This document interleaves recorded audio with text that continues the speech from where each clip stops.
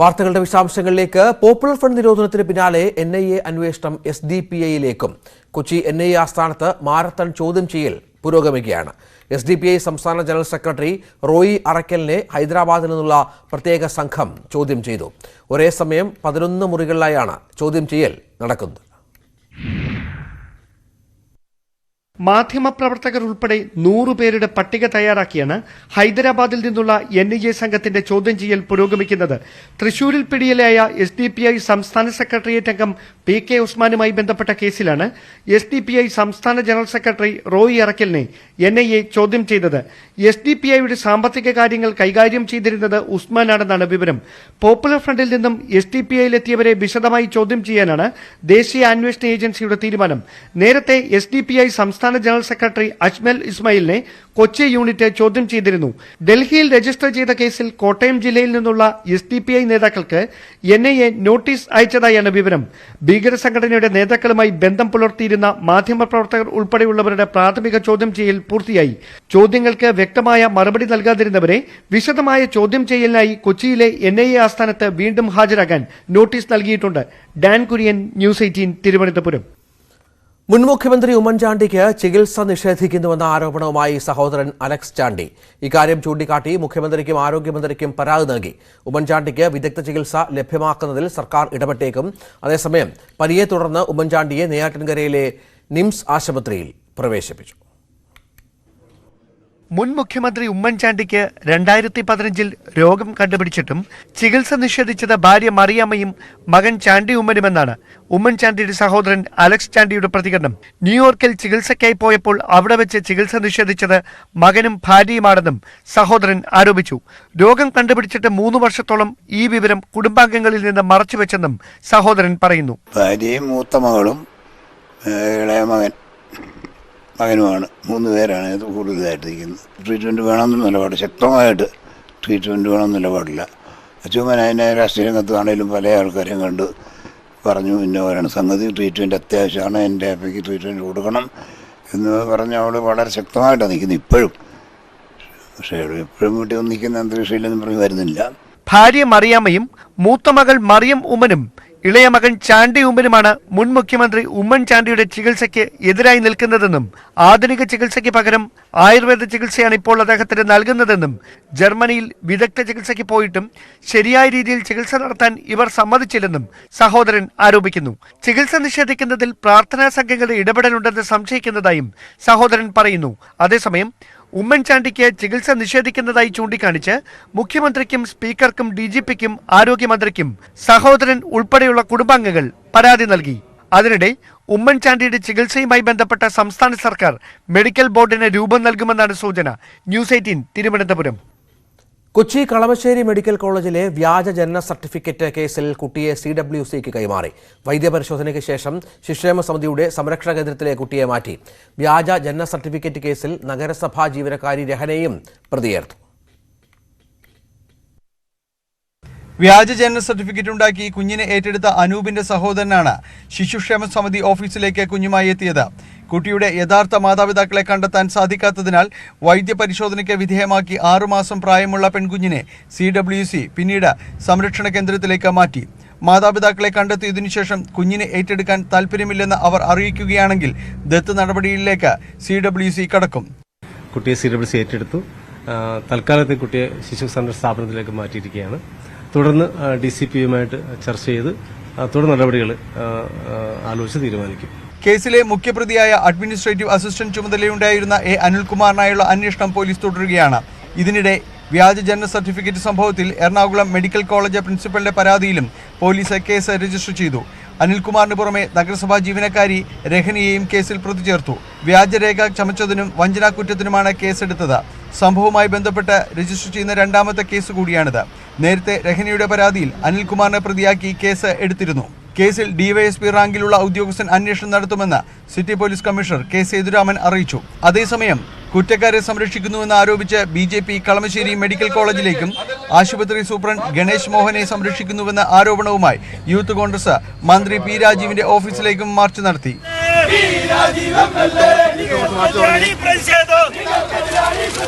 നിങ്ങൾക്കെതിരാണ് ഈ പ്രതിഷേധം.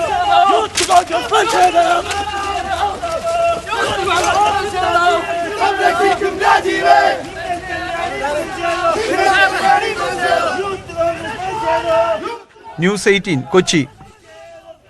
Kalamassery medical college വ്യാജ ജനന സർട്ടിഫിക്കറ്റ് കേസിൽ ഗായകനും കുടുംബത്തിനും കുഞ്ഞിനെ ലഭിച്ചത് ഇടനിലക്കാർ വഴി. ജനിച്ച 3-ാം നാളാണ് കൈമാറ്റം നടന്നത്. വ്യാജ സർട്ടിഫിക്കറ്റ് നിർമ്മാണം തുടർന്ന് സസ്പെൻഷനിലായ മെഡിക്കൽ കോളേജ് ജീവനക്കാരൻ അനിൽകുമാർ അടക്കമുള്ളവർ കുട്ടിയെ കൈമാറ്റം ചെയ്തതിൽ ഇടനിലക്കാരായി എന്നാണ് വിവരം. പ്രത്യേക സാമൂഹ്യ സാഹചര്യത്തിലാണ് ആലുവ സ്വദേശികൾക്ക് പെൺകുഞ്ഞ് പിറന്നത്. ഓഗസ്റ്റ് 27-ന് കളമശ്ശേരി മെഡിക്കൽ കോളേജിൽ തന്നെയാണ് പ്രസവം നടന്നതെന്ന് രേഖകൾ വ്യക്തമാക്കുന്നു. കുട്ടിയെ ആവശ്യമില്ലെന്ന് ദമ്പതികൾ വ്യക്തമാക്കിയതോടെ ഇക്കാര്യം ഇടനിലക്കാർ ഗായകനെയും കുടുംബത്തെയും അറിയിച്ചു. പ്രസവം നടന്ന് 3-ാം നാൾ കുട്ടിയുടെ കൈമാറ്റവും നടന്നു. കുഞ്ഞിന്റെ യഥാർത്ഥ മാതാപിതാക്കളും ഗായകന്റെ കുടുംബവും തമ്മിൽ നേരിട്ട് കണ്ടുമുട്ടിയിട്ടില്ല. വ്യാജ ജനന സർട്ടിഫിക്കറ്റ് നിർമ്മാണവുമായി ബന്ധപ്പെട്ട സസ്പെൻഷനിലായ അഡ്മിനിസ്ട്രേറ്റീവ് അസിസ്റ്റന്റ് അനിൽകുമാർ അടക്കമുള്ളവർ ഉൾപ്പെട്ട ഒരു സംഘം തന്നെ ആശുപത്രി കേന്ദ്രീകരിച്ച് ഇടനിലക്കാരായി പ്രവർത്തിക്കുന്നുവെന്നാണ് വിവരം. സമാനമായ രീതിയിൽ കുഞ്ഞുങ്ങളുടെ അനധികൃത കൈമാറ്റം മുമ്പ് നടന്നിട്ടുണ്ടോ എന്നും സംശയമുണ്ട്. കൈമാറ്റം നടന്നെങ്കിൽ ജനന സർട്ടിഫിക്കറ്റ് വ്യാജമായി നിർമ്മിച്ചെടുക്കാൻ വൈകിയതിനു പിന്നിലും കൃത്യമായ ആസൂത്രണമുണ്ടെന്നാണ് സൂചന. MS Aneesh Kumar, news 18 Kochi. Sports council president സ്ഥാനം രാജിവെച്ച മേഴ്സിക്കുട്ടൻ രാജിക്കത്ത് കായിക മന്ത്രിക്ക് കൈമാറി. സർക്കാർ രാജി സ്വീകരിച്ചു. U ഷറഫ് അലിയാണ് പുതിയ പ്രസിഡന്റ്. ഉമേഷ് ബാലകൃഷ്ണൻ ചേരുന്നു. ഉമേഷ്, എന്താണ് മേഴ്സിക്കുട്ടൻ രാജിയിലേക്ക് എത്തിച്ച സാഹചര്യം? നേരത്തെ തന്നെ സ്പോർട്സ് കൌൺസിലിനകത്ത് ചെറിയ ആഭ്യന്തര പ്രശ്നങ്ങൾ ഉണ്ടായിരുന്നു. അതുകൂടാതെ സ്പോർട്സ് മന്ത്രിയും മേഴ്സിക്കുട്ടനും തമ്മിൽ ചില വിഷയങ്ങളിൽ തർക്കിക്കുന്ന സാഹചര്യമുണ്ടായിരുന്നു. ഇതിന് പിന്നാലെ ശനിയാഴ്ച ചേർന്ന CPM സംസ്ഥാന സെക്രട്ടേറിയറ്റ് യോഗത്തിലാണ് മേഴ്സിക്കുട്ടനെ മാറ്റാൻ തീരുമാനമായത്. അത് മേഴ്സിക്കുട്ടനെ അറിയിക്കുകയും ചെയ്തു. ഇന്നിപ്പോൾ മേഴ്സിക്കുട്ടൻ കായിക മന്ത്രിക്ക് രാജി മേൽവഴി അയക്കുകയാണ് ഉണ്ടായത്. എന്തായാലും പുതിയ പ്രസിഡന്റായി ഇന്ത്യൻ ഫുട്ബോൾ താരം കൂടിയായ U ഷറഫ് അലിയെ പ്രഖ്യാപിച്ചിട്ടുമുണ്ട്. മേഴ്സിക്കുട്ടനൊപ്പം വൈസ് പ്രസിഡന്റ് OK വിനീഷ്, അംഗങ്ങളായ George Thomas, IM Vijayan, Rafeeq, Olympic association പ്രതിനിധികളായ V Sunilkumar, S Rajeev, MR Ranjith എന്നിവരുകൂടി സ്ഥാനമൊഴിഞ്ഞിട്ടുണ്ട്. 2019-ലാണ് TP ദാസിന്റെ പിൻഗാമിയായി മേഴ്സിക്കുട്ടൻ അധ്യക്ഷ സ്ഥാനത്തേക്ക് എത്തുന്നത്. 2024 വരെ അധ്യക്ഷ സ്ഥാനത്ത് തുടരാനുള്ള യോഗ്യതയുണ്ടായിരുന്നു. പക്ഷെ അതിനിടെയാണ് ഈ പ്രശ്നങ്ങളെല്ലാം ഉണ്ടാവുകയും മേഴ്സിക്കുട്ടന്റെ രാജിയിലേക്ക് കാര്യങ്ങൾ എത്തുകയും ചെയ്തത്. രഞ്ജിത്ത്. ഉമേഷ് ബാലകൃഷ്ണൻ വിവരങ്ങൾ പങ്കുവച്ചു. ജഡ്ജിമാർക്ക് നൽകാനെന്ന പേരിൽ കൈക്കൂലി വാങ്ങിയ കേസിൽ അഡ്വക്കേറ്റ് സൈബി ജോസ് കിടങ്ങൂർ എന്തിന് പേടിക്കുന്നുവെന്ന് ഹൈക്കോടതി. ആരോപണം ഗൗരവമുള്ളതാണെന്നും വ്യക്തമാക്കിയ കോടതി അന്വേഷണം നേരിട്ടുകൂടെയെന്നും ചോദിച്ചു. ഈ ഘട്ടത്തിൽ FIR റദ്ദാക്കണമെന്ന ആവശ്യം അപക്വമാണെന്നും കോടതി വ്യക്തമാക്കി. അനുകൂല വിധിക്കായി ജഡ്ജിക്ക് കോഴ നൽകാനെന്ന പേരിൽ അഭിഭാഷകൻ ലക്ഷങ്ങൾ വാങ്ങിയെന്ന ആരോപണം ശരിയാണെങ്കിലും തെറ്റാണെങ്കിലും ഗൗരവമേറിയതാണെന്നാണ് ഹൈക്കോടതിയുടെ നിരീക്ഷണം. ആരോപണങ്ങൾ നിയമസംവിധാനത്തെ ബാധിച്ചിട്ടുണ്ടെന്നും ആരോപണത്തിൽ കഴമ്പുണ്ടെന്ന നിലപാട് കോടതിക്ക് ഇല്ല എന്നും ജസ്റ്റിസ് കൗസർ എടപ്പകത്ത് നിരീക്ഷിച്ചു. ജുഡീഷ്യറിക്കും ജഡ്ജിമാർക്കും എതിരായ ആരോപണങ്ങൾ എന്ന നിലയിലല്ല കേസ് പരിഗണിക്കുന്നതെന്നും അന്വേഷണം നടക്കട്ടെയെന്നും കോടതി പറഞ്ഞു. ഇതോടെ ഹൈക്കോടതി ജഡ്ജിമാർക്ക് കൈക്കൂലി നൽകാനെന്ന പേരിൽ കേസിലെ കക്ഷികളിൽ നിന്ന് വൻ തുക കൈപ്പറ്റിയെന്ന കേസ് റദ്ദാക്കാനുള്ള സൈബി ജോസ് കിടങ്ങൂരിന്റെ നീക്കമാണ് ഹൈക്കോടതി തടഞ്ഞത്. കേസിൽ അന്തിമ റിപ്പോർട്ട് സമർപ്പിച്ചാൽ അവയുടെ നിയമസാധുത പരിശോധിച്ച് തീരുമാനമെടുക്കുമെന്ന് കോടതി അറിയിച്ചു. കേസ് റദ്ദാക്കണമെന്ന ആവശ്യം ഈ ഘട്ടത്തിൽ അപക്വമാണ്. അഭിഭാഷക സമൂഹത്തിന്റെ മേലുള്ള സംശയങ്ങൾ നീക്കണമെന്നും കോടതി വ്യക്തമാക്കി. ഹർജിയിൽ സംസ്ഥാന സർക്കാരിനോട് കോടതി വിശദീകരണം തേടി. ഹർജി ഫയലിൽ സ്വീകരിച്ചില്ലെന്നും കോടതി വ്യക്തമാക്കി. എന്നാൽ കോഴ ആരോപണത്തെക്കുറിച്ചുള്ള കൊച്ചി സിറ്റി പോലീസ് കമ്മീഷണറുടെ റിപ്പോർട്ട് കോടതി പരിശോധിക്കണമെന്ന് ഹർജിക്കാരനു വേണ്ടി ഹാജരായ മുതിർന്ന അഭിഭാഷകൻ S ശ്രീകുമാർ ആവശ്യപ്പെട്ടു. ഒരു വിഭാഗം അഭിഭാഷകരുടെ വ്യക്തിവൈരാഗ്യമാണ് കേസിനു പിന്നിലെന്ന് അഭിഭാഷകൻ ചൂണ്ടിക്കാണിച്ചു. അതേസമയം കേസിൽ അഡ്വക്കേറ്റ് സൈബിയെ ഈ ഘട്ടത്തിൽ അറസ്റ്റ് ചെയ്യാൻ നീക്കമില്ലെന്ന് സർക്കാർ കോടതിയെ ബോധിപ്പിച്ചു. കേസ് അടുത്ത ആഴ്ച വീണ്ടും പരിഗണിക്കാൻ മാറ്റി. ന്യൂസ് 18 കൊച്ചി. അനധികൃത ഫ്ലക്സ് ബോർഡ് വിഷയത്തിൽ സർക്കാരിന് മുന്നറിയിപ്പുമായി ഹൈക്കോടതി. ക്ഷമ ദൗർബല്യമായി കാണരുതെന്ന് ജസ്റ്റിസ് ദേവൻ രാമേന്ദ്രൻ പറഞ്ഞു. ഫ്ലക്സുകളും ബോർഡുകളും മാറ്റേണ്ടത് സംബന്ധിച്ച് കേസിൽ തിരുവനന്തപുരം നഗരസഭാ സെക്രട്ടറി കോടതിയിൽ മറുപടി നൽകി. ഒരുപാട് ബോർഡുകളും ഫ്ലക്സുകളും മാറ്റിയെന്നും എന്നാൽ പുതിയവ വീണ്ടും വെക്കുന്നതായി ശ്രദ്ധയിൽപ്പെട്ടിട്ടുണ്ട് എന്നും മറുപടിയിലുണ്ട്. വ്യവസായ വകുപ്പ് സെക്രട്ടറിയോട് റിപ്പോർട്ട് സമർപ്പിക്കാൻ ആവശ്യപ്പെട്ട് കേസ് ബുധനാഴ്ചത്തേക്ക് മാറ്റി. WCCയുമായി ബന്ധപ്പെട്ട പരാമർശത്തിൽ ക്ഷമ ചോദിച്ച് നടൻ ഇന്ദ്രൻസ് WCCയെ തള്ളിപ്പറയാനല്ല ശ്രമിച്ചത്. ചിലരെയെങ്കിലും അഭിമുഖത്തിൽ പറയാത്ത കാര്യങ്ങൾ തെറ്റിദ്ധാരണയുണ്ടാക്കുന്ന തരത്തിൽ പ്രചരിപ്പിച്ചു. തന്റെ ഒരു സഹപ്രവർത്തകൻ തെറ്റ് ചെയ്തു എന്ന് വിശ്വസിക്കാൻ പാടാണ് എന്ന് മാത്രമാണ് ഉദ്ദേശിച്ചത്. പെൺകുട്ടിയെ മകളെപ്പോലെ തന്നെയാണ് കാണുന്നത്. അവരുടെ വേദനയിൽ ഒപ്പം തന്നെയുണ്ടെന്നും ഇന്ദ്രൻസ് വിശദീകരിച്ചു. ഇന്ധനവില വർദ്ധിപ്പിക്കുന്ന ബജറ്റ് പരാമർശത്തിൽ സംസ്ഥാനത്ത് പ്രതിഷേധം ശക്തം. നിയമസഭയ്ക്കുള്ളിൽ 4 പ്രതിപക്ഷ MLA-മാർ അനിശ്ചിതകാല സത്യഗ്രഹ സമരം ആരംഭിച്ചു. ജനങ്ങൾക്ക് മേൽ ഇടുത്തി പോലെ പെയ്തിറങ്ങിയ ദുരന്തമാണ് ബജറ്റ് പ്രഖ്യാപനമെന്ന് പ്രതിപക്ഷ നേതാവ് കുറ്റപ്പെടുത്തി. സംസ്ഥാനത്തിന് മുന്നോട്ടു പോകാൻ നികുതി അനിവാര്യമാണെന്ന് പറഞ്ഞ ധനമന്ത്രി UDF നിലപാട് BJPയെ പിന്തുണയ്ക്കുന്നുവെന്നും ആരോപിച്ചു. ഇന്ധനവിലയിൽ സഭയ്ക്കകത്തും പുറത്തും പ്രതിഷേധം ആളിക്കത്തുകയാണ്. പ്ലക്കാർഡുകളുമായി എത്തിയ പ്രതിപക്ഷം ചോദ്യോത്തരവേളയിൽ തന്നെ നിലപാട് വ്യക്തമാക്കി. സഭാ നടപടികളോട് സഹകരിച്ചുകൊണ്ട് പ്രതിഷേധിക്കുക എന്നതായിരുന്നു തന്ത്രം.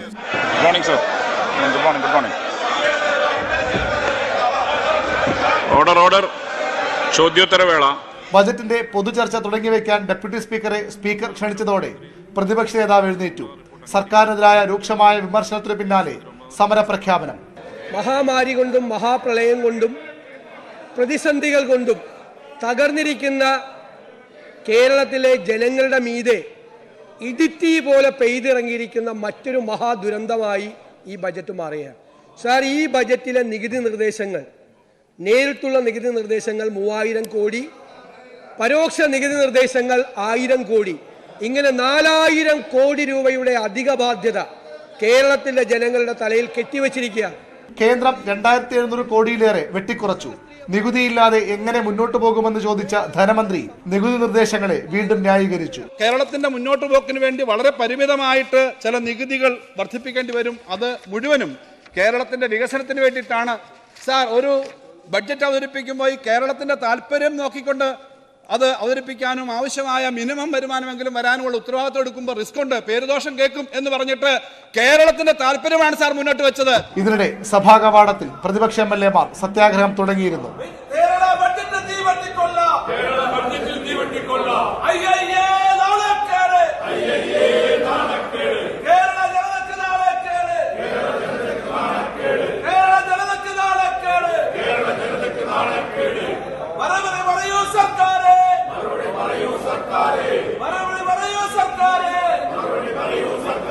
പഴയ ബൈക്ക് കത്തിച്ചായിരുന്നു യൂത്ത് കോൺഗ്രസ് പ്രതിഷേധം കടുപ്പിച്ചത്.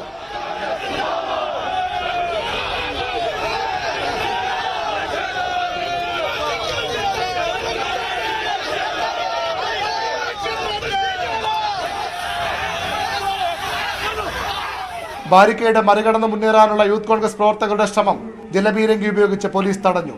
വരും ദിവസങ്ങളിലും സഭയ്ക്ക് പുറത്ത് പ്രതിഷേധം ശക്തമാകും. 13-ന് ജില്ലാ കേന്ദ്രങ്ങളിൽ 24 മണിക്കൂർ രാപകൽ സമരത്തിന് UDF നേതൃയോഗവും തീരുമാനിച്ചിട്ടുണ്ട്. ന്യൂസ് 18 തിരുവനന്തപുരം. ബജറ്റ് നിർദ്ദേശത്തിനെതിരെ KB ഗണേഷ് കുമാർ അടച്ചിട്ടിരിക്കുന്ന വീടിന് നികുതി ഏർപ്പെടുത്താനുള്ള തീരുമാനം പിൻവലിക്കണമെന്ന് ഗണേഷ് കുമാർ ആവശ്യപ്പെട്ടു. ഇന്ധന നികുതി കുറയ്ക്കണമെന്നും ഗണേഷ് കുമാർ പരോക്ഷമായി സൂചിപ്പിച്ചു. 1 രൂപ കുറയ്ക്കുമെന്ന് മാധ്യമങ്ങൾ പറയുന്നു. അങ്ങനെ കുറയ്ക്കുകയാണെങ്കിൽ അത് ഞങ്ങൾ ആവശ്യപ്പെട്ടാണ് എന്ന് മന്ത്രി പറയണം. പ്രതിപക്ഷം സമരം ചെയ്തിട്ടാണ് എന്ന് വരുത്തി തീർക്കാനാണ് ശ്രമമെന്നും ഗണേഷ് പറഞ്ഞു. ചർച്ചയിൽ പങ്കെടുത്ത ചിറ്റയം ഗോകുമാറും B ശശിയും ബജറ്റിനെ പൂർണ്ണമായും സ്വാഗതം ചെയ്തു. വേലയാണ് ഇത്. 1 മുഴ മുമ്പ് എറിയുമ്പോൾ ഞങ്ങൾ 1 മുഴ മുമ്പ് എറിയാണ്. ഇടതുപക്ഷ മുന്നണിയിലെ MLA-മാർ 1 മുഴ മുമ്പ് എറിയാണ്. അങ്ങനെ എന്തെങ്കിലും കുറയ്ക്കുന്നെങ്കിൽ ആ സമരം കൊണ്ടല്ല, ഞങ്ങൾ പറഞ്ഞിട്ടാണെന്ന് പറയണം. വെള്ളത്തിനും വില കൂട്ടി സർക്കാർ. സംസ്ഥാനത്ത് പുതുക്കിയ വെള്ളക്കരം നിലവിൽ വന്നു. ലിറ്ററിന് 1 പൈസ കൂട്ടി. പുതുക്കിയ വെള്ളക്കരം അനുസരിച്ച് ഒരു കുടുംബത്തിന് ഇനി 200 മുതൽ 400 രൂപ വരെ അധികം നൽകേണ്ടി വരും. അധികം ബുദ്ധിമുട്ടില്ലാത്ത വർധനവിന് ഇത്രയധികം പ്രശ്നമുണ്ടാക്കേണ്ടതുണ്ടോ എന്നായിരുന്നു നിയമസഭയിൽ മന്ത്രി റോഷി അഗസ്റ്റിന്റെ ചോദ്യം. വെള്ളത്തിന് ലിറ്ററിന് 1 പൈസ കൂട്ടാൻ ഇടതുമുന്നണി അനുമതി നൽകിയിരുന്നു. വെള്ളിയാഴ്ച ഉത്തരവ് പുറത്തിറങ്ങി. ഒരു കുടുംബത്തിന് ഇനി 200 രൂപ മുതൽ 400 രൂപ വരെ അധികം നൽകേണ്ടി വരും. 5000 ലിറ്റർ വരെ മിനിമം താരിഫ് 22 രൂപ 5 പൈസയായിരുന്നത് ഇനി 72 രൂപ 5 പൈസയാകും. വെള്ളിയാഴ്ച മുതൽ നിരക്ക് വർധന പ്രാബല്യത്തിൽ വന്നു. ജനങ്ങൾക്ക് ബുദ്ധിമുട്ട് വരുത്താത്ത വിധമാണ് വെള്ളക്കരം കൂട്ടിയതെന്നാണ് മന്ത്രി റോഷി അഗസ്റ്റിന്റെ വാദം. അധിക ബുദ്ധിമുട്ടില്ലാത്ത ഒരു വർധനവ് പറയുമ്പോൾ ഇത്രമാത്രം പ്രശ്നം ഉണ്ടാകേണ്ടതുണ്ടോ? അപ്പോൾ ജനങ്ങൾക്ക് വെള്ളത്തിന്റെ ഉപയോഗത്തെക്കുറിച്ച് അവയർനെസ് നൽകാൻ കഴിയുന്ന മാർഗം മാത്രമേ ഉള്ളൂ. ഇത് വലിയ അധികഭാരമായി. ഒരു കാര്യം ഞാൻ സഭയുടെ ശ്രദ്ധയിൽപ്പെടുത്തുന്നത്, എന്നെ ധാരാളം ആൾക്കാർ ഫോൺ ചെയ്യാറുണ്ട്. പക്ഷേ ഈ വാട്ടർ ചാർജുമായി ബന്ധപ്പെട്ട വിഷയത്തിൽ നാളെ ഇതുവരെ ഒരു ഫോൺ കോൾ പോലും ഒരു സാധാരണക്കാരന്റെ വന്നിട്ടില്ല. വാട്ടർ അതോറിറ്റിയുടെ ഭീമമായ നഷ്ടവും വിതരണ ചെലവും വരുമാനത്തിലെ അന്തരവും മന്ത്രി വിശദീകരിച്ചു. നികുതി വർധന കേട്ട് ബോധരഹിതരാകുന്ന ജനങ്ങളുടെ മുഖത്ത് വെള്ളം തളിക്കാൻ സാധിക്കാത്ത സ്ഥിതിയാണെന്ന് പ്രതിപക്ഷം പരിഹസിച്ചു. സർക്കാർ ഇതുപോലെയുള്ള വിലവർധനവ് നടപ്പിലാക്കുമ്പോൾ ബോധം കെടുന്ന ജനങ്ങളെ ബോധം തിരിച്ചു കിട്ടാൻ വേണ്ടി ഉപയോഗിക്കേണ്ട വെള്ളത്തിന്റെ അളവിനെ സംബന്ധിച്ച് വാട്ടർ അതോറിറ്റി ഒരു ഉത്തരവിറക്കിയാൽ മതി. ഇത്രമാത്രം വെള്ളമേ അങ്ങനെ ബോധരഹിതരാകുന്നവരെ ബോധത്തിലേക്ക് കൊണ്ടുവരാൻ പ്രത്യേകം കത്ത് നൽകിയാൽ വിഷയം പരിഗണിക്കാമെന്ന് പരിഹാസ രൂപേണ മന്ത്രിയും മറുപടി നൽകി. ഈ ബോധം കെട്ടുകിടക്കുന്ന ആൾക്ക് വെള്ളം കൊടുക്കുന്ന അളവിൽ ഇനി കൂടുതൽ വരുത്തണമെങ്കിൽ MLA ഒരു കത്ത് തന്നാൽ അവർക്ക് ആവശ്യമായ വെള്ളം കൊടുക്കാനായിട്ടുള്ള നിർദ്ദേശം കൊടുക്കാം. അതിന് വേറെ ബുദ്ധിമുട്ടില്ല. ബോധം കെട്ടിടക്കുന്ന ആളെ ഏൽപ്പിക്കാനായിട്ട് അത് നമുക്ക് നോക്കാം. നിരക്ക് വർധനയിലൂടെ വർഷം 401 കോടി അധിക വരുമാനമാണ് ജല അതോറിറ്റി ലക്ഷ്യമിടുന്നത്. ന്യൂസ് 18 തിരുവനന്തപുരം. തുർക്കിയിലും സിറിയയിലും കനത്ത നാശം വിതച്ച ഭൂകമ്പത്തിൽ മരണം 1500 കടന്നു. തുർക്കിയിൽ 912 പേർ മരിച്ചുവെന്നാണ് ഔദ്യോഗിക സ്ഥിരീകരണം. സിറിയയിൽ മരണസംഖ്യ 560ആയി. ഇന്ന് പുലർച്ചെയുണ്ടായ ഭൂകമ്പത്തിന് 12 മണിക്കൂർ തികയും മുൻപ് വീണ്ടും വലിയ തീവ്രത രേഖപ്പെടുത്തിയ ഭൂകമ്പമുണ്ടായി. Evet, şu an saat 4:30.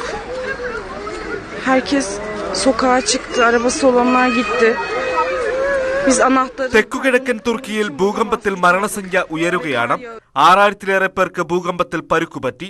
3000-ലേറെ കെട്ടിടങ്ങൾ നിലംപൊത്തി.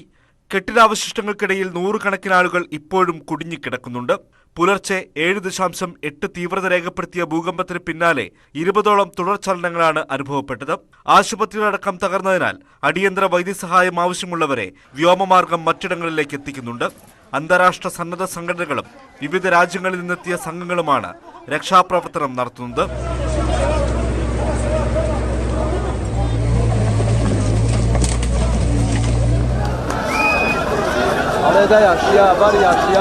യുദ്ധം നാശം വിതച്ച സിറിയയിൽ ഭൂകമ്പം ജനജീവിതം കൂടുതൽ ദുരിതമാക്കി.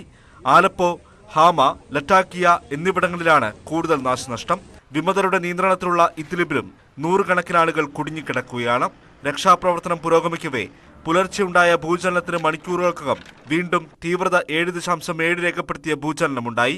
തുടർ ചലനങ്ങൾ ഉണ്ടാകുമെന്നാണ് ദുരന്ത നിവാരണ ഏജൻസികളുടെ മുന്നറിയിപ്പ്. International desk, news 18.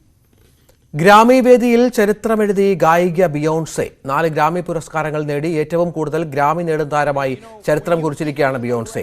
മികച്ച ഡാൻസ്, ഇലക്ട്രോണിക് മ്യൂസിക് ആൽബം വിഭാഗത്തിലാണ് പുരസ്കാരം. റിനൈസൻസ് എന്ന ആൽബത്തിനാണ് പുരസ്കാരം. Beyonce Knowles. Thank you so much. I was shocked to find out that traffic could stop you. I thought you traveled through space and time. But I'm glad. ഇടവേള.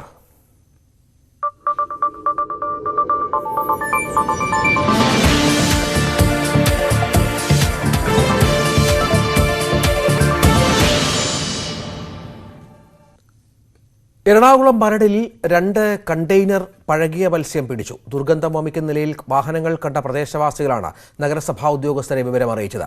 തുടർന്ന് നടത്തിയ പരിശോധനയിലാണ് ചീഞ്ഞളിഞ്ഞ നിലയിൽ മത്സ്യം കണ്ടെത്തിയത്. ഇതിനിടെ കോട്ടയത്തും പഴകിയ മത്സ്യം പിടിച്ചു.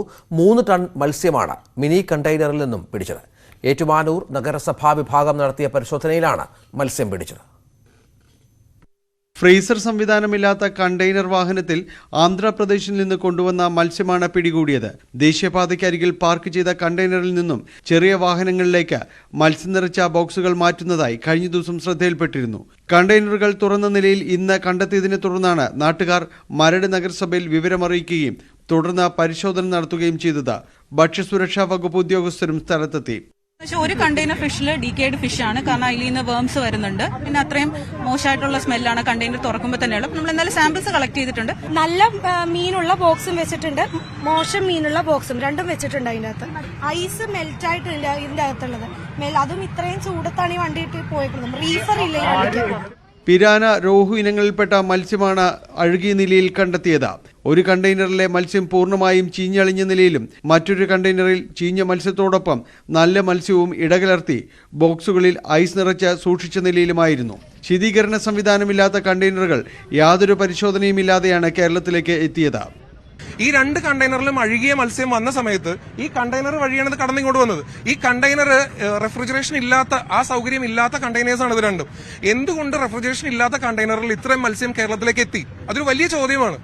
പ്രാദേശിക വിപണിയിൽ വിൽപ്പനയ്ക്കായി എത്തിക്കുന്നതിന് സൂക്ഷിച്ചിരിക്കുകയായിരുന്നു ഇവ എന്നാണ് വിവരം. പിടിച്ചെടുത്ത മത്സ്യങ്ങൾ മരട് നഗരസഭയുടെ നേതൃത്വത്തിൽ കുഴികുത്തി മൂടി. സംഭവത്തിൽ ഭക്ഷ്യസുരക്ഷാ വിഭാഗവും അന്വേഷണം ആരംഭിച്ചിട്ടുണ്ട്. ന്യൂസ് 18 കൊച്ചി. ഭക്ഷ്യസുരക്ഷാ നിയമം കാര്യക്ഷമമായി നടപ്പാക്കുന്നതിൽ സർക്കാർ സംവിധാനങ്ങൾ വീഴ്ച വരുത്തുന്നുവെന്ന് പ്രതിപക്ഷം. അടിയന്തര പ്രമേയമായാണ് പ്രതിപക്ഷം വിഷയം സഭയിൽ കൊണ്ടുവന്നത്. ഭക്ഷ്യസുരക്ഷയുമായി ബന്ധപ്പെട്ട് ഇടത് സർക്കാരിന്റെ കാലത്താണ് കൂടുതൽ പരിശോധനകൾ നടന്നതെന്ന് മന്ത്രി വീണ ജോർജ് സഭയെ അറിയിച്ചു. ഭക്ഷ്യസുരക്ഷ ഉറപ്പാക്കേണ്ടത് പൊതുസമൂഹത്തിന്റെ കൂടി ഉത്തരവാദിത്തമാണെന്ന് ആരോഗ്യമന്ത്രി സഭയിൽ വ്യക്തമാക്കി. ഈ പറഞ്ഞതുപോലെ UDFന്റെ കാലത്ത് പരമാവധി ആ കാലയളവിലെ ഒരു വർഷം അടിസ്ഥാനത്തിൽ നമ്മൾ നോക്കിയാൽ പരിശോധനകൾ നടത്തിയതിന്റെ പരമാവധി എണ്ണം 6358 ആണ്. 356 പരിശോധന നടത്തിയ വർഷവുമുണ്ട്. അപ്പോൾ ഈ വർഷം ഇതുവരെ നമ്മൾ 64,086 പരിശോധനകൾ നടത്തുമ്പോൾ സർ, അതിനനുസരിച്ചിട്ടുള്ള പെനാൽറ്റികളും അതുപോലെ കടകൾ അടപ്പിക്കുന്ന മറ്റു നടപടികളും അതുപോലെ ഉള്ള നടപടികൾ, നിയമപരമായി സ്വീകരിക്കേണ്ട നടപടികൾ കൃത്യമായി സ്വീകരിക്കുകയും ചെയ്യുന്നുണ്ട്. ഓരോ ദിവസവും ഭക്ഷ്യ വിഷബാധയോ അല്ലെങ്കിൽ ഇതുമായി ബന്ധപ്പെട്ട പരാതികൾ ഉണ്ടാകുമ്പോൾ മാത്രമല്ല, ഓരോ ദിവസവും പ്രത്യേകമായി ഇതിനു വേണ്ടിയിട്ടുള്ള പരിശോധനകൾ നടത്തുന്നുണ്ട്. വകുപ്പുകളുടെ ഏകോപനമില്ലായ്മ വ്യക്തമെന്ന് പ്രതിപക്ഷം ആരോപിച്ചു. പല്ലും നഖവുമുള്ള ശക്തമായ നിയമമുണ്ടായിട്ടും അത് നടപ്പിലാക്കുന്നില്ല എന്നും ഹോട്ടലുകളുടെ രജിസ്ട്രേഷൻ സംബന്ധിച്ച് കൃത്യമായ ഡേറ്റാബേസ് സർക്കാർ തയ്യാറാക്കണമെന്നും പ്രതിപക്ഷം ആവശ്യപ്പെട്ടു. എത്ര പേർക്ക് കേരളത്തിൽ ഭക്ഷ്യ വിഷബാധ ഏറ്റിട്ടുണ്ട് എന്നതിൻ്റെ ഒരു കണക്കുണ്ടോ? ഗൗരവമുള്ള ചോദ്യമല്ലേ. കേരളത്തിൽ ഭക്ഷ്യ പനി പിടിച്ചവരുടെ കണക്ക് നമ്മുടെ ഈ കാണും. ആശുപത്രി പോയിട്ടുണ്ടെങ്കിൽ ഇല്ലേ, പനി പിടിച്ചു പോയിട്ടുണ്ടെങ്കിൽ ഭക്ഷ്യ വിഷബാധ ഏറ്റവർ എത്ര പേരാണ് എന്നൊരു ഡാറ്റ ഈ ഭക്ഷ്യസുരക്ഷാ വകുപ്പിൻ്റെ കയ്യിലില്ല സംസ്ഥാനത്ത്. ഇത് വന്നാൽ ആരും ആശുപത്രി പോയിരിക്കില്ല. പനി വന്നാൽ ചിലപ്പോൾ നമ്മൾ വീട്ടിൽ തന്നെ ചികിത്സിക്കും. പക്ഷേ ഫുഡ് പോയിസൺ വന്നാൽ ആശുപത്രി പോയിരിക്കില്ല. അപ്പം എത്രായിരം പേരാണ്, എത്രായിരം പേർ. ബഹുമാനപ്പെട്ട മന്ത്രിയുടെ പറഞ്ഞ സമീപനമാണ് കേരളത്തിൻ്റെ ഭക്ഷ്യസുരക്ഷാ നയമെങ്കിൽ നമ്മൾ വീണ്ടും അപകടത്തിലേക്ക് പോകും. അടിയന്തര പ്രമേയത്തിന് അനുമതി നൽകാത്തതിൽ പ്രതിഷേധിച്ച് പ്രതിപക്ഷം സഭയിൽ നിന്ന് ഇറങ്ങിപ്പോയി. മറ്റു ചില വാർത്തകളിലേക്ക്. KB ഗണേഷ് കുമാറിനെതിരെ മുഖ്യമന്ത്രി പിണറായി വിജയൻ വാർത്തയാകുന്ന രീതിയിലല്ല പ്രശ്നങ്ങൾ ഉന്നയിക്കേണ്ടതെന്ന് LDF നിയമസഭാ കക്ഷി യോഗത്തിൽ മുഖ്യമന്ത്രി പറഞ്ഞു. പത്തനാപുരത്തിന് അനുവദിച്ച പദ്ധതികളുടെ കണക്കും മുഖ്യമന്ത്രി വായിച്ചു. BV അരുൺ ചേരുന്നു. അരുൺ, കഴിഞ്ഞ ദിവസങ്ങളിലൊക്കെ ഗണേഷ് കുമാർ സർക്കാർ വിമർശനത്തിന്റെ പാതയിലായിരുന്നു. പലതരത്തിൽ സർക്കാരിനെ വിമർശിച്ചു. അത് ഇപ്പോൾ മുഖ്യമന്ത്രി അതൊന്നും പങ്കെടുത്തിരുന്നില്ല LDF യോഗത്തിൽ. ഇത് പങ്കെടുത്തുകൊണ്ട് അദ്ദേഹം പറഞ്ഞ കാര്യങ്ങൾ എന്തൊക്കെയാണ്? ഇതിന്റെ കഴിഞ്ഞ നിയമസഭാ യോഗത്തിലാണ് ഗണേഷ് കുമാർ മന്ത്രിമാർക്ക് ഒരു വിമർശനം ഉന്നയിച്ചത്. വകുപ്പുകൾക്ക് പണം അനുവദിക്കുന്നതിനപ്പുറത്തേക്ക് അത് നടത്താൻ പ്രഖ്യാപനങ്ങൾക്കപ്പുറത്തേക്ക് പണം അനുവദിക്കുന്നതിനായിരുന്നു പ്രധാനമായും ഗണേഷ് വിമർശിച്ചത്. മന്ത്രിമാരെല്ലാം പേരെടുത്ത് പറഞ്ഞില്ലെങ്കിലും വകുപ്പുകളുടെ കാര്യം പേരെടുത്ത് പറഞ്ഞ് വിമർശിച്ചിരുന്നു. അതിനെയാണ് അന്ന് മുഖ്യമന്ത്രി ആ യോഗത്തിൽ പങ്കെടുത്തില്ല. ഇന്ന് ചേർന്ന നിയമസഭാ യോഗത്തിൽ ഗണേഷ് കുമാറിന് മുഖ്യമന്ത്രി മറുപടി പറഞ്ഞു. വിമർശനങ്ങൾ തെറ്റല്ല, പക്ഷേ അത് വാർത്താവത രീതിയിലല്ല പ്രശ്നങ്ങൾ ഉന്നയിക്കേണ്ടത്. ആ ശൈലി ശരിയല്ല. സർക്കാർ പണം അനുവദിക്കാതെയാണോ പത്തനാപുരത്ത് വികസനം നടന്നതെന്ന് മുഖ്യമന്ത്രി ചോദിച്ചു. പത്തനാപുരത്ത് അനുവദിച്ച പദ്ധതികളുടെ കണക്കും മുഖ്യമന്ത്രി പട്ടിക വായിച്ചുകൊണ്ടാണ് ഇത്തരം വിമർശനം ഉന്നയിച്ചത്. ഗണേഷ് കുമാർ പക്ഷേ ഇന്നത്തെ യോഗത്തിൽ പങ്കെടുത്തില്ല. ഓക്കെ. ലഹരിക്കടത്ത് കേസിൽ CPM കൗൺസിലർ ഷാനവാസിന് ജില്ലാ സ്പെഷ്യൽ ബ്രാഞ്ച് ക്ലീൻ ചിറ്റ് നൽകിയെന്ന വാർത്ത തള്ളി ആലപ്പുഴ ജില്ലാ പോലീസ് മേധാവി. ഇതോടെ ഷാനവാസിന് അനുകൂലമായ റിപ്പോർട്ട് നൽകിയെന്ന് മാധ്യമങ്ങളെ അറിയിച്ച സ്പെഷ്യൽ ബ്രാഞ്ച് ഉന്നതൻ വെട്ടിലായി. ഷാനവാസിനെതിരെ വിവിധ പോലീസ് സ്റ്റേഷനുകളിലായി കൂടുതൽ പരാതികൾ ലഭിക്കുന്നുണ്ടെന്നും ഗൗരവകരമായ അന്വേഷണം ആവശ്യമാണെന്നും SP ചൈത്ര തേരേസ ജോൺ വ്യക്തമാക്കി. അങ്ങനെ റിപ്പോർട്ടൊന്നും തന്നിട്ടില്ല. അത് കഴിഞ്ഞിട്ട് പിന്നെ ഞാൻ റിപ്പോർട്ട് തള്ളി എന്ന് പറഞ്ഞിട്ടൊരു സാധനം ഞാൻ കണ്ടു. പക്ഷെ അത് രണ്ടും നടക്കാത്ത കാര്യങ്ങളാണ്. അപ്പം ചെയ്തിട്ടുണ്ട്. അത് നടന്നുകൊണ്ടിരിക്കുകയാണ്. അത് കഴിഞ്ഞിട്ടില്ല. കാരണം കുറച്ച് അധികം പരാതികളാണ് വന്നേക്കുന്നത്. ഒരു പരാതിയല്ല, അത് കുറച്ച് സമയം എടുക്കും അത് ചെയ്യാനായിട്ട്. സ്റ്റേഷൻ വൈസ് ആയിട്ട് നോക്കുന്നില്ല, കോമൺ ആയിട്ടാണ് നോക്കുന്നത്. പക്ഷെ ഇതൊന്നും ഒരു എന്താ പറയുക, ചെറിയ ചെറിയ അലിഗേഷൻസ് അല്ലല്ലോ വന്നേക്കുന്നത്. അതിൻ്റെ അകത്ത് എന്തെങ്കിലും ഇതുണ്ടോ എന്നുള്ളത് തന്നെ എടുക്കാൻ കുറച്ച് സമയം എടുക്കുന്ന ഒരു. ഷാനവാസിനെ വെള്ളപൂശുന്ന റിപ്പോർട്ടുണ്ടെന്ന പ്രചാരണം വ്യാജമാണെന്ന ജില്ലാ പോലീസ് മേധാവി തന്നെ വ്യക്തമാക്കിയതിലൂടെ ജില്ലാ സ്പെഷ്യൽ ബ്രാഞ്ചിന്റെ ഗൂഢലക്ഷ്യങ്ങളാണ് വെളിച്ചത്തു വരുന്നത്. സ്പെഷ്യൽ ബ്രാഞ്ചിനു നേരെ ഉയർന്നുവരുന്ന ചോദ്യങ്ങൾ ഇതാണ്. ഷാനവാസിന് അനുകൂലമായ റിപ്പോർട്ടുണ്ടെന്ന് മാധ്യമങ്ങളെ സ്പെഷ്യൽ ബ്രാഞ്ച് ഡിവൈഎസ്പി അങ്ങോട്ട് വിളിച്ച് അറിയിച്ചതെന്തിന്? ഇല്ലാത്ത റിപ്പോർട്ടിന്റെ ഉള്ളടക്കത്തെപ്പറ്റി വ്യാജമായ പ്രചരണം സ്പെഷ്യൽ ബ്രാഞ്ച് തന്നെ നടത്തിയതിന് പിന്നിലെ ലക്ഷ്യമെന്ത്?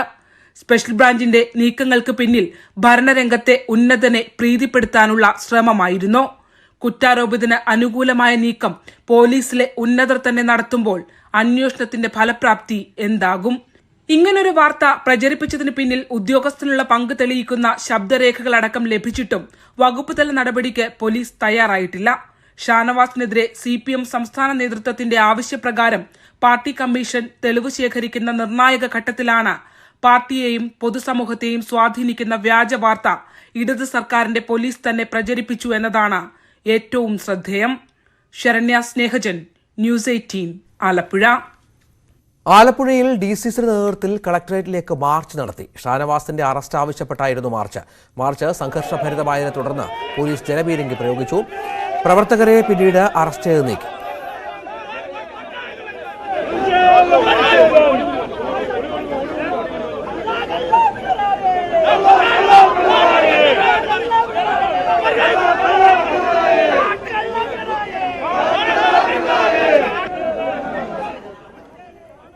ഇടവേള.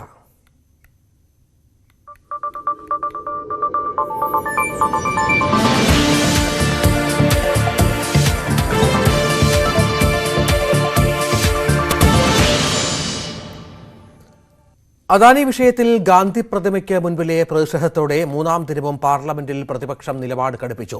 പ്രതിപക്ഷം പ്രതിഷേധം ശക്തമാക്കിയതോടെ പ്രക്ഷുബ്ധമായ ഇരുസഭകളും രണ്ടും ഇന്നത്തേക്ക് പിരിഞ്ഞു. അദാനിക്കെതിരെ അന്വേഷണം വേണമെന്നും വിവാദത്തിൽ വിശദമായ ചർച്ച നടത്തണമെന്നും ലോക്സഭയിലും രാജ്യസഭയിലും ആവശ്യമുയർന്നു. പ്രതിപക്ഷം നിയമത്തെ വെല്ലുവിളിക്കുകയാണെന്ന് രാജ്യസഭാ അധ്യക്ഷൻ ജഗദീപ് ധൻകർ കുറ്റപ്പെടുത്തി.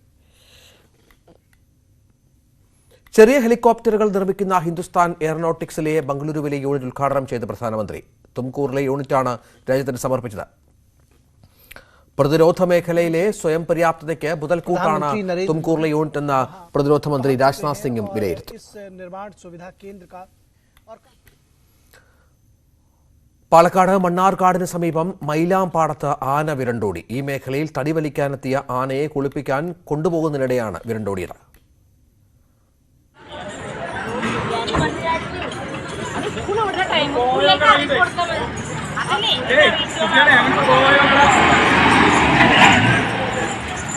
മൈലാംപാടത്ത് തടി വലിക്കാൻ കൊണ്ടുവന്ന കൊണ്ടോട്ടി മിനി എന്ന ആനയാണ് വിരണ്ടോടിയത്.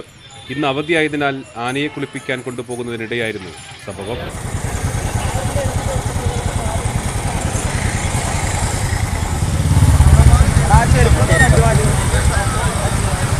മൈലാംപാടത്ത് നിന്നും വിരണ്ടോടിയ ആനയെ മണ്ണാർക്കാട് MES കോളേജിന് സമീപത്ത് വെച്ച് തളച്ചു. 12 കിലോമീറ്ററാണ് ആന ഓടിയതെന്ന് നാട്ടുകാർ. സത്യത്തിൽ ആന അടഞ്ഞിട്ടില്ല. ആനനെ കുളിക്കാൻ വേണ്ടി കൊണ്ടുപോകുമ്പോ പുറത്തുനിന്ന് വണ്ടിക്കാരെ ഓണടിക്കാൻ ആരും ആന കണ്ടത് ഓണടിച്ചപ്പോ തിരിഞ്ഞു പോന്നതാണ്. അത് മൈലാംപാടത്ത് തന്നെ നമുക്ക് നിർത്തായിരുന്നു. ഇവരൊന്ന് വന്ന് വെള്ളടിക്കാനോ അല്ലെങ്കിൽ ഒന്ന് കുളിപ്പിക്കാനോ നമുക്ക് എന്തിനത് കാക്കാനോ ഈ വണ്ടിക്കാരെ നമുക്ക് തരണം ചെയ്യാൻ നടക്കുന്നില്ല. എന്താ വെച്ചാൽ ആനയും നോക്കണം വണ്ടിക്കാരെയും നോക്കണം. ഒരു 2-3 പാപ്പന്മാരുണ്ട്. അവരിതിന്റെ കാരോ പിടിച്ച് ഓടുന്നേ. ഈ 12 കിലോമീറ്ററും അവരും നാട്ടുകാരെ ഓടി. ആന ഓടിയ വഴികളിൽ വാഹനം തകർക്കുകയോ ആളുകളെ ആക്രമിക്കുകയോ ചെയ്തിട്ടില്ല എന്നത് ആശ്വാസകരമാണ്. News 18 പാലക്കാട്. ശസ്ത്രക്രിയയ്ക്ക് കൈക്കൂലി വാങ്ങിയതിന് ചേർത്തല താലൂക്ക് ആശുപത്രിയിലെ ഡോക്ടർ വിജിലൻസ് പിടിയിൽ. ഗൈനക്കോളജിസ്റ്റായ ഡോക്ടർ K രാജനാണ് കൈക്കൂലി വാങ്ങിയത്. 2500 രൂപ കൈക്കൂലി വാങ്ങുന്നതിനിടയിലാണ് പിടിയിലായത്. തിരുവനന്തപുരത്ത് 16കാരനെ പീഡിപ്പിച്ച ട്രാൻസ്ജെൻഡറിന് 7 വർഷം കഠിന ശിക്ഷ. ചിറയൻകീഴ് സ്വദേശി സഞ്ജു സാംസന് 7 വർഷം കഠിന തടവും 25,000 രൂപയുമാണ് തിരുവനന്തപുരം പ്രത്യേക അതിവേഗ കോടതി വിധിച്ചത്. കേരളത്തിൽ ആദ്യമായാണ് ഒരു ട്രാൻസ്ജെൻഡറിനെ ശിക്ഷിക്കുന്നത്. 2016 തിരുവനന്തപുരത്ത് വരികയായിരുന്ന ഇരയെ പ്രതി പബ്ലിക് കംഫർട്ട് സ്റ്റേഷനിൽ കൊണ്ടുപോയി പ്രകൃതി വിരുദ്ധ ലൈംഗിക പീഡനത്തിന് വിധേയനാക്കിയെന്നാണ് കേസ്. കൊല്ലം അഞ്ചലിൽ KSRTC ബസും ഒമിനി വാനും കൂട്ടിയിടിച്ച് 4 പേർക്ക് ഗുരുതര പരിക്ക്. ഒമിനി വാനിലെ യാത്രക്കാരായ അഞ്ചൽ ആലഞ്ചേരി സ്വദേശികളായ 4 പേർക്കാണ് പരിക്കേറ്റത്. ഒരാളെ തിരുവനന്തപുരം മെഡിക്കൽ കോളേജിലും 3 പേരെ അഞ്ചലിലെ സ്വകാര്യ ആശുപത്രിയിലും പ്രവേശിപ്പിച്ചു. പന്തീരാങ്കാവ് UAPA കേസിലെ വിചാരണ നടപടികൾ ഫെബ്രുവരി 8-ന് ആരംഭിക്കും. കൊച്ചി പ്രത്യേക NIA കോടതിയിലാണ് നടപടി.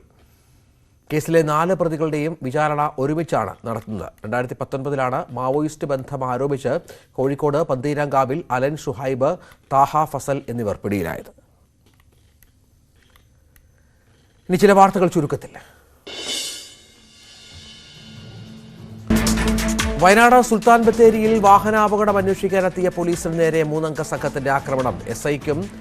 ASIക്കും പോലീസ് ഡ്രൈവർക്കും പരിക്കേറ്റു. ASI Thankan, police driver Aneesh എന്നിവർക്കാണ് പരിക്കേറ്റത്. വയനാട്ടിൽ വന്യമൃഗശല്യത്തിനെതിരെ വാരിക്കുഴി സമരവുമായി കർഷകർ. കിസാൻ സഭയുടെ നേതൃത്വത്തിലാണ് സമരം. വാകേരിയിൽ കൃഷിയിടങ്ങളിൽ കർഷകർ വാരിക്കുഴി നിർമ്മാണം തുടങ്ങി. നിയന്ത്രിത വന്യമൃഗവേട്ടയ്ക്ക് നിയമം അനുവദിക്കുന്നില്ലെന്ന് വനമന്ത്രി AK ശശീന്ദ്രൻ. കേന്ദ്ര നിയമത്തിൽ ആവശ്യമായ മാറ്റം വരുത്തണം. വന്യമൃഗശല്യം ഫലപ്രദമായി കൈകാര്യം ചെയ്യാൻ 10 വർഷത്തേക്കുള്ള പദ്ധതി ആരംഭിച്ചുവെന്ന് മന്ത്രി AK ശശീന്ദ്രൻ അറിയിച്ചു. മഹാഗായിക ലതാ മങ്കേഷ്കർ ഓർമ്മയായിട്ട് 1 വർഷം. മുംബൈ ശിവാജി പാർക്കിൽ ഉറങ്ങുകയല്ല, ആയിരക്കണക്കിന് അനശ്വര ഗാനങ്ങളിലൂടെ ഇന്ത്യക്കാരുടെ മനസ്സുകളിൽ ഉണർന്നിരിക്കുകയാണ് ലതാജി.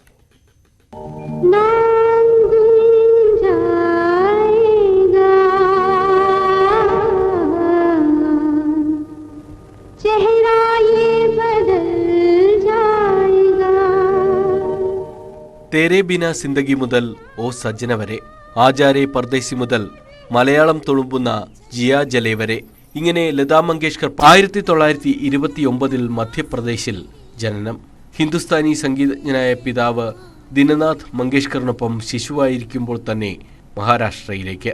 1942-ൽ മറാത്തി ചിത്രം കിതിഹസാലിൽ ആദ്യ ഗാനം പാടുമ്പോൾ വയസ്സ് 13.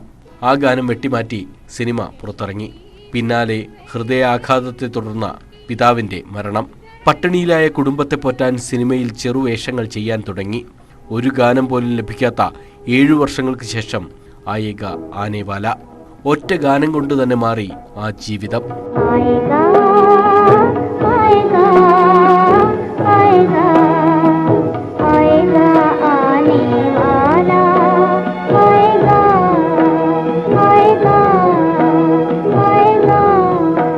ശങ്കർ ജയ്കിഷൻ, ST ബർമൻ, നൌഷാദ്, ഹേമന്ത് കുമാർ, സലീൽ ചൗധരി എന്നിവർ ചെയ്ത സിനിമകളിലെല്ലാം ഓരോ ഗാനമെങ്കിലും ഉണ്ടായിരുന്നു പിന്നീട് ലതയ്ക്ക്.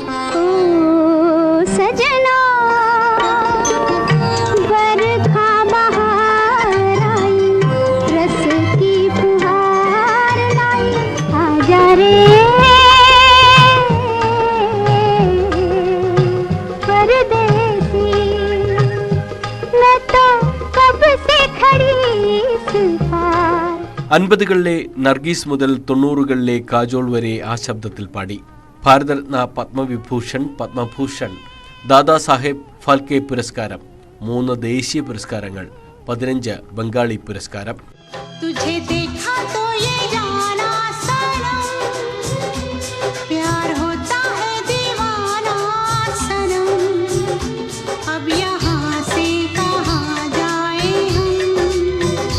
രാമു കാര്യട്ട് സംവിധാനം ചെയ്ത നെല്ലിൽ സലീൽ ചൗധരിയുടെ ഈണത്തിൽ കദളി ചെങ്കദളി എന്ന ഗാനമടക്കം ഇന്ത്യയിലെ ഓരോ ഭാഷയിലും ഗാനങ്ങൾ.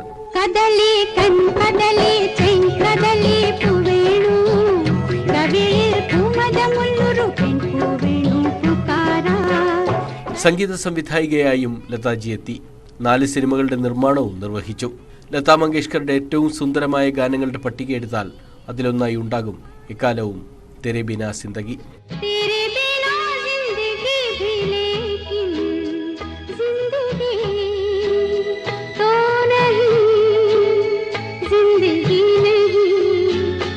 നിങ്ങളില്ലായിരുന്നെങ്കിൽ ജീവിതം എത്ര അർത്ഥശൂന്യം. News desk, news 18. 1000 രൂപ കൊടുത്താൽ വനിതകൾക്ക് 1 മാസം താമസിക്കാൻ കഴിയുന്ന ഒരിടമുണ്ട് കൊല്ലത്ത്. പൊതുമരാമത്ത് വകുപ്പാണ് മികച്ച സൗകര്യങ്ങളുള്ള ഹോസ്റ്റൽ ആശ്രാമത്ത് ഒരുക്കിയിരിക്കുന്നത്. ഒരു ദിവസത്തെ താമസത്തിന് 250 രൂപ മാത്രമാണ് ഇവിടെ ഫീസ്. ഒപ്പം കുടുംബശ്രീ യൂണിറ്റുകൾ തയ്യാറാക്കുന്ന രുചികരമായ ഭക്ഷണവും ലഭ്യമാണ്.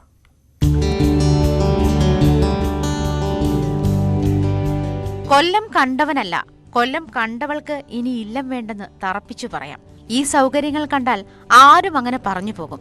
നല്ല വൃത്തിയുള്ള മുറി, കട്ടിൽ, ബെഡ്, പുത്തൻ തലയണകൾ, കിടക്കവിരികൾ, ഒപ്പം മേശയും 2 കസേരയും.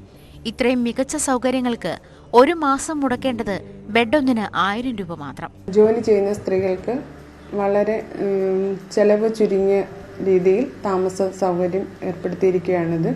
അതുപോലെ കൊല്ലം ജില്ലയിൽ വന്നുപെടുന്ന സ്ത്രീകൾക്ക്, രാത്രികാലങ്ങളിൽ വരുന്ന സ്ത്രീകൾക്ക് കുറഞ്ഞ ചെലവിൽ താമസ സൗകര്യം, അതുപോലെ സുരക്ഷിതത്തോടും കൂടി താമസിക്കാനുള്ള സൗകര്യമാണ് ഈ വർക്ക് വിമൻസ് ഹോസ്റ്റലിൽ നൽകുന്നത്. 3 നിലകളിലായി 83 മുറികളുണ്ട്. ഒരു മുറിയിൽ 2 കിടക്ക വീതം. ലൈബ്രറി, പ്രാർത്ഥനാമുറി, യോഗ ഹാൾ എന്നിവയുമുണ്ട്. കുടുംബശ്രീ വഴി തുച്ഛമായ നിരക്കിൽ ഭക്ഷണവും ഒരുക്കി നൽകും. 2019 നിർമ്മാണം പൂർത്തിയായെങ്കിലും കോവിഡ് മൂലം പ്രവർത്തനം തുടങ്ങിയിരുന്നില്ല. കഴിഞ്ഞ ദിവസം മന്ത്രി മുഹമ്മദ് റിയാസ് ഹോസ്റ്റലിന്റെ പ്രവർത്തനോദ്ഘാടനം നിർവഹിച്ചു. വാർഡനും 4 അസിസ്റ്റന്റ് വാർഡന്മാരുമടക്കം 7 ജീവനക്കാരാണ് ഇവിടെയുള്ളത്. ന്യൂസ് 18 കൊല്ലം. ജൈവ വൈവിധ്യങ്ങളുടെ തോഴനാണ് വയനാട് വേങ്ങാപ്പള്ളി പുഴമുടിയിലെ സലിം പിച്ചൻ.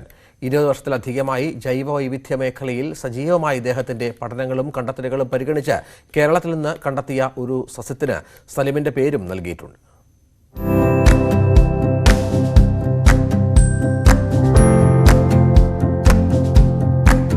ചെടി കണ്ടാൽ അതിന്റെ പേരും ശാസ്ത്രീയ നാമവും ഒക്കെ സലീം പിച്ചൻ നിമിഷനേരം കൊണ്ട് പറയും.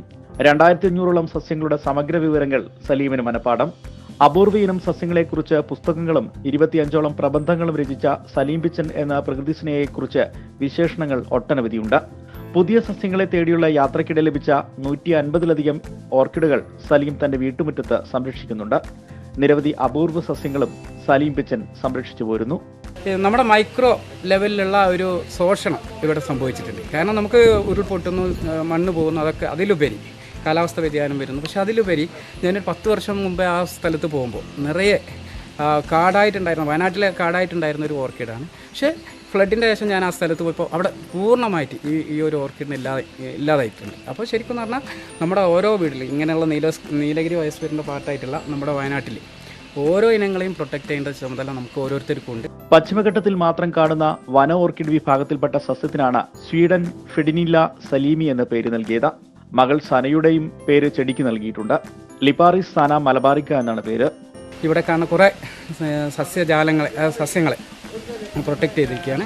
അതിൻ്റെ ഭാഗമായിട്ട് ഞാൻ വയനാട്ടിൽ കാണുന്ന ഏകദേശം 186ഓളം ഓർക്കിഡാണ്. വയനാട്ടിൽ ശരിക്കും ആധികാരികമായിട്ട് ഇതുവരെ വയനാട്ടിൻ്റെ ഓർക്കിഡ് ഇനങ്ങളെ പറ്റി ആരും തന്നെ സർവേ ചെയ്തിട്ടില്ല. പക്ഷേ ഞാൻ എൻ്റെ വയനാട്ടിൻ്റെ മൊത്തത്തിലുള്ള എൻ്റെ കഴിഞ്ഞ 20 വർഷത്തെ പ്രയത്നത്തിൻ്റെ ഭാഗമായി വയനാട്ടിലെ കൃത്യമായിട്ട് 186ഓളം ഓർക്കിഡുകളെ കണ്ടെത്താൻ പറ്റി. അതിൽ തന്നെ ഏകദേശം ഒരു 130ൽ പരം വയനാടിൻ്റെ തദ്ദേശീയമായ ഓർക്കിഡും അതുപോലെ തന്നെ ഉത്തരേന്ത്യയുടെ, അതായത് നമ്മുടെ ഇന്ത്യയിൽ കാണുന്ന വന്യമായിട്ടുള്ള ഒരു 20ഓളം ഓർക്കിഡ് ഇനങ്ങളെയാണ് നമ്മുടെ നട്ടു വളർത്തുന്നത്. ഒട്ടേറെ പുരസ്കാരങ്ങളും സലീമിനെ തേടിയെത്തി. 2009 കൺസ്യൂമർ ഫെഡറേഷൻ ഓഫ് ഇന്ത്യയുടെ എക്സലൻസ് സർട്ടിഫിക്കറ്റ്, 2012 വനം വകുപ്പിന്റെ വനമിത്ര പുരസ്കാരം, 2015 സ്വാമി വിവേകാനന്ദ യുവപ്രതിഭ പുരസ്കാരം എന്നിവ ചിലത് മാത്രം. വയനാട് പുത്തൂർവയലിലെ MS സ്വാമിനാഥൻ റിസർച്ച് സെന്ററിലാണ് സലീം പഠനങ്ങൾ നടത്തുന്നത്. രതീഷ് വാസുദേവൻ, ന്യൂസ് 18 വയനാട്. മലപ്പുറം കൊളത്തൂർ നാഷണൽ ഹൈസ്കൂളിൽ കഴിഞ്ഞ ദിവസം ഒരു വിദ്യാർത്ഥി സംഗമം നടന്നു. 49 വർഷം മുൻപ് ഇവിടെ നിന്ന് പഠിച്ചിറങ്ങിയ 48 പേരാണ് ഒന്നിച്ചെത്തി ഓർമ്മകൾ പങ്കിട്ട് മടങ്ങിയത്.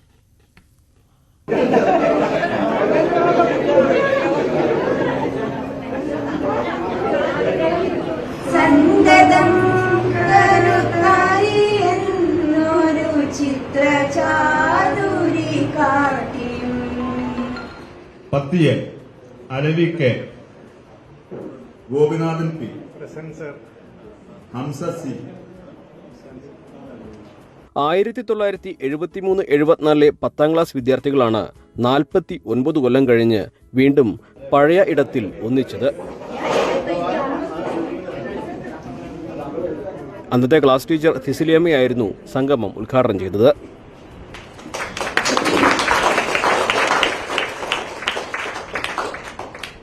പറഞ്ഞാലും തീരാത്ത അത്ര വിശേഷങ്ങൾ ഉണ്ടായിരുന്നു ഓരോരുത്തർക്കും. പലരും സ്കൂൾ കാലം കഴിഞ്ഞ ശേഷം കാണുന്നത് ഇതാദ്യം. അനുഗ്രഹിക്ക നിങ്ങളെ തലയ്ക്കുമേൽ കരങ്ങൾ വെച്ച് അനുഗ്രഹിക്ക മാത്രമാണ് അപേക്ഷ പോയിരട്ടെ ഞാൻ. പഠിച്ചു പോകുന്നവരെ വീണ്ടും കാണാൻ കഴിയുക, അവരോട് പങ്കിട്ടുകൊണ്ട് ഒരു ദിവസം കഴിക്കുക. ഇപ്പം നമ്മൾ ചെറുപ്പത്തിലേക്ക് കൗമാരകാലത്തിലേക്ക് പോയിരിക്കുകയാണ്. കൗമാരകാലത്തിലുദിച്ച കൗതുകം സമാനം ഇന്നെന്നുടെ യൗവനത്തിലും. കൗമാരകാലത്ത് വഴിപിരിഞ്ഞവർ വാർദ്ധക്യത്തിന്റെ പടിവാതിൽക്കൽ നിന്ന് തിരിച്ചു നടന്ന് പഴയ കാലത്തേക്ക് തിരിച്ചെത്തിയപ്പോൾ പങ്കുവെക്കാനുണ്ടായിരുന്നത് അരനൂറ്റാണ്ടോളം നീണ്ട ഓർമ്മകൾ. ഇത് വളരെ സന്തോഷമായിരുന്നു. ഇത്രയും കാലത്തിൻ്റെ ഇടയിൽ ഇങ്ങനൊരു വേദി തന്നതിന് എല്ലാവരോടും എന്ന് പറയുന്നത് നല്ല സന്തോഷത്തിൽ പഴയ സുഹൃത്തുക്കളെയൊക്കെ കണ്ടുമുട്ടി. അതുകൊണ്ട് വളരെ സന്തോഷമായി. 49 വർഷത്തിന് ശേഷം ഒന്നിച്ചു പഠിച്ച സഹപാഠികൾക്ക് രൂപഭാവങ്ങളിൽ വ്യത്യാസമുണ്ട്, വികാര വിചാരങ്ങളിൽ വ്യത്യാസം ഉണ്ടെങ്കിലും അവരെ ഞങ്ങൾക്ക് ഹൃദയത്തോട് ചേർത്ത് നിർത്തി അവരെ തിരിച്ചറിയാൻ പറ്റി. വളരെയധികം സന്തോഷത്തോടു കൂടി ചെലവഴിക്കാൻ പറ്റി സമയം. ഞങ്ങളെ ടീച്ചറെ കണ്ടു, ഞങ്ങൾ പഠിപ്പിച്ച ടീച്ചറെ തന്നെ ഞങ്ങൾ അനുഗ്രഹമായി. ഞങ്ങൾ ഇവിടെ ഈ വേദിയിൽ അത്രയും സന്തോഷമായി. പിന്നെ കൂടെ പഠിച്ച സഹപാഠികളെയൊക്കെ എല്ലാവരെയും കണ്ടതിൽ അതിലേറെ സന്തോഷമായി. വാക്കുകൾ കൊണ്ട് പറഞ്ഞു തീർക്കാൻ കഴിയാത്തത്ര വിശേഷങ്ങൾ ഉള്ളിൽ നിറഞ്ഞിരുന്നു. 49 വർഷങ്ങൾക്ക് മുമ്പ് നാഷണൽ ഹൈസ്കൂളിൽ നിന്നും പഠിച്ച് പിരിഞ്ഞു പോയതിനു ശേഷം ഈ വിദ്യാലയത്തിലേക്ക് വരാത്ത പല വിദ്യാർത്ഥികളുമുണ്ട് ഈ കൂട്ടത്തിൽ. അവരെല്ലാവരെയും ഈ ബാച്ചിൻ്റെ ഒരു സംഘടിപ്പിക്കുന്നതോടുകൂടി അവരെ ഒരുമിച്ച് കൂട്ടുന്നതിന് വേണ്ടിയിട്ടുള്ള ഒരു ശ്രമമാണ് ഇവിടെ നടത്തിയിട്ടുള്ളത്. ഇനി വീണ്ടും കാണാം, ഒന്നിച്ചിരിക്കാം എന്ന് പറഞ്ഞു പിരിയുമ്പോൾ ആർക്കും മതി വന്നിരുന്നില്ല ഇന്നിലേക്ക് തിരിച്ചെത്താൻ. ന്യൂസ് 18 മലപ്പുറം. കൗതുകമായി കോഴിക്കോട് ബീച്ചിൽ ഒത്തുകൂടിയ അഷ്റഫ് നാമധാരികളുടെ സംഗമം. 2500ഓളം അഷ്റഫുമാരാണ് ബീച്ചിൽ ഒത്തുകൂടിയത്. 3 വയസ്സുകാരൻ അഷ്റഫ് മുതൽ 80 വയസ്സുകാരൻ അഷ്റഫ് വരെയുള്ളവരുടെ സംഗമം ഗിന്നസ് ബുക്ക് റെക്കോർഡിലേക്ക് കടക്കുകയാണ്.